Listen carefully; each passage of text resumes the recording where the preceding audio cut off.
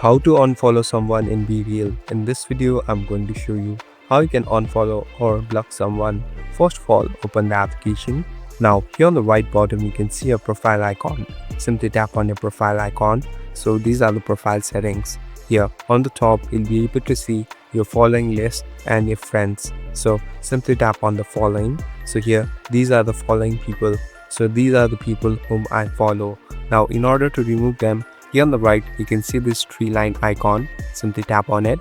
So here, you'll be able to see unfollow. Simply tap on unfollow. So it will take some time and they are gone. So you can follow them again if you want to, else you can clean up your following like this. So if you go back, it's all set. Thank you for watching this video. I hope this video will help you.